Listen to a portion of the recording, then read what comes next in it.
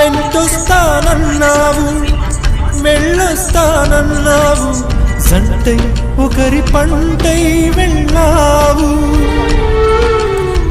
కరుణిస్తానన్నావు, వరమిస్తానన్నావు, కరువై మెడకూరివై పోయావు. దేవతలోను ద్రోహం ఉందని తేలిపావు, దీపం కూడా దహిస్తుందని తేల్చావు. ఎవరిని నమ్మాలి నన్ను తప్ప, ఎవరిని నిందించాలి నిన్ను తప్ప. నువ్వంటే ప్రాణమని, నీతోనే లోకమని, నీ తోడే లేకుంటే బ్రతికేది ఎందుకని ఎవరికి చెప్పుకోను నా